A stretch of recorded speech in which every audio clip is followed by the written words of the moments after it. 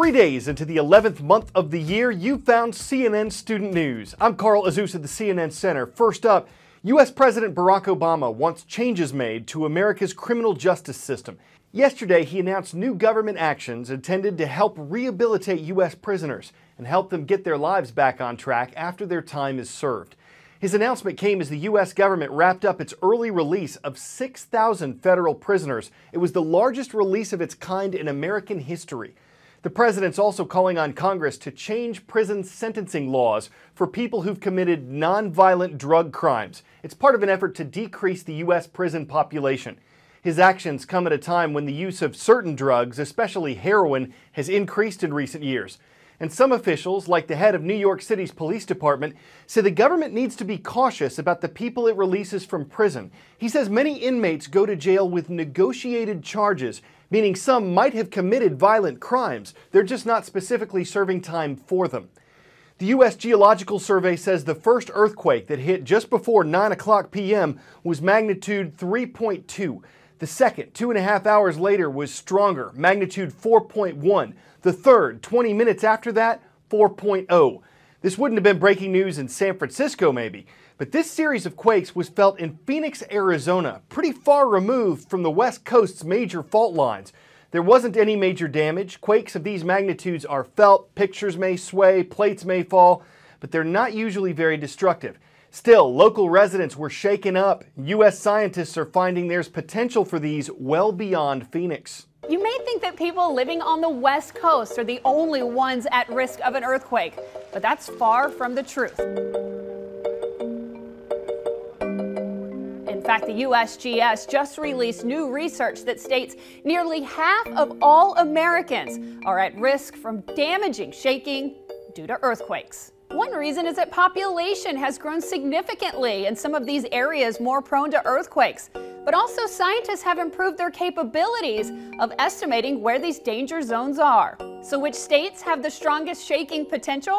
California, Washington, Utah, Tennessee, Oregon, South Carolina, Nevada, Arkansas, Missouri, Illinois. You may be surprised at how many East Coast states are on the list. Well, scientists learned a lot from the Virginia earthquake in 2011. They say that a stronger earthquake is possible, specifically stating Charleston, South Carolina is at risk. New York City, you had a little good news. The threat is down from slower shaking, which causes more damage to taller buildings, versus fast shaking, which does more damage to shorter structures. Even with this new information, there's still a threat. California has always been known for their risk of earthquakes, and that hasn't changed. In fact, the risk has actually gone up for Southern California as well as the Bay Area. And then there's the Pacific Northwest. The Cascadia subduction zone has the potential to produce an earthquake with a magnitude up to 9.3. This was discovered by studying the 2011 earthquake in Japan and the 2014 earthquake in Chile. Both occurred along subduction zones similar to the Northwest Zone. Whether you live right along a fault or not, you may still be at risk of feeling the shaking from an earthquake.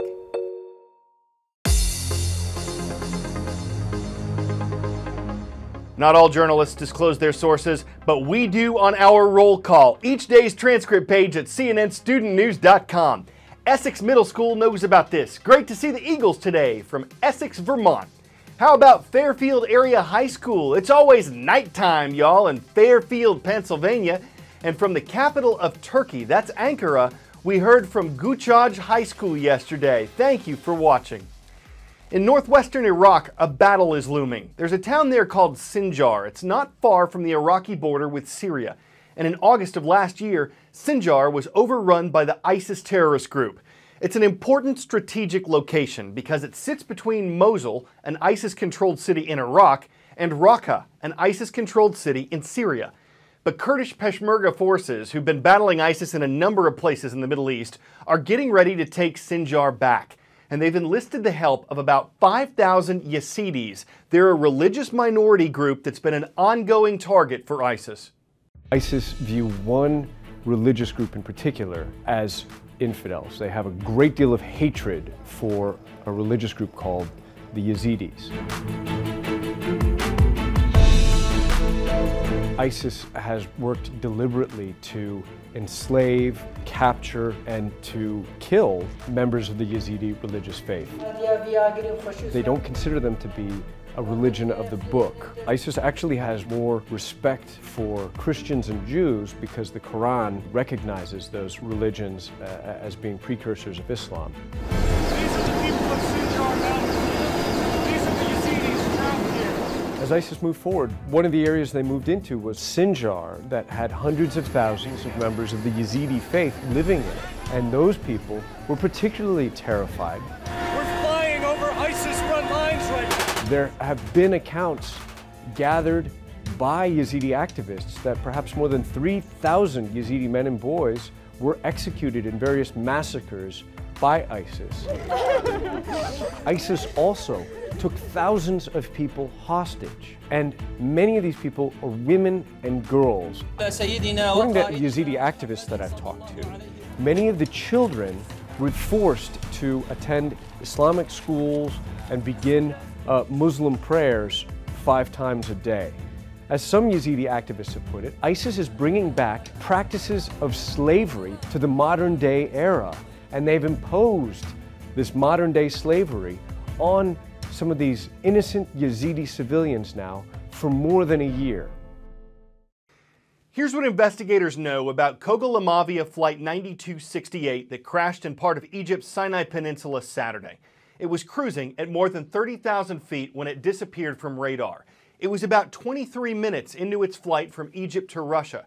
It broke into pieces before it hit the ground. A Koga-Lamavia executive said yesterday that the only reasonable explanation for the crash was an external influence. He didn't explain what that meant. But other officials say it's too early to know for sure what happened. They have recovered and they're decoding the plane's flight and voice data recorders. Following a plane crash, the search for survivors always comes first. But just as important is the search for answers, the why and the how. Often those answers are found in the black box. Since the 60s, all commercial airplanes have been required to have one on board. Now, the name is a little misleading because they're actually orange. And when we're talking about a black box, we're talking about 2 different boxes, one being the cockpit voice recorder, the other being the flight data recorder. Together, they weigh anywhere between 20 to 30 pounds, and they have to be crash-proof. Black boxes can survive just about anything. Temperatures up to 2,000 degrees Fahrenheit for an hour. Forces that are 3,400 Gs. Now, that's 3,400 times the force of gravity.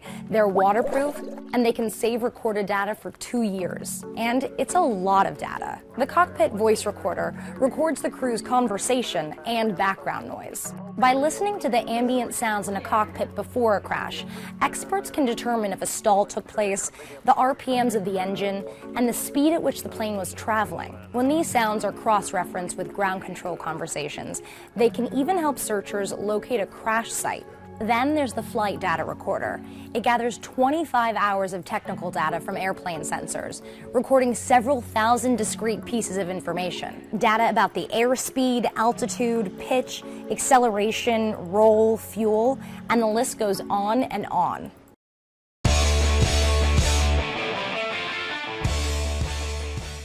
If you're scared of lightning, this will make you jump. A National Weather Service technician was recording a recent storm. He was indoors, where we should be during a thunderstorm, but this was a little close. Yeah, told you, a lightning bolt nailed a weather radar tower, and it did some damage at a time when storms were contributing to flash flooding in Brownsville, Texas. Fortunately, the technician was okay, though he probably considered lighting out of the area. The enlightening lightning video is not to be taken lightly. It sheds light on an illuminating subject, brightening our concept of nature's light show and electrifying our coverage of current events. I'm Carl Azuz, and CNN Student News is Lights Out.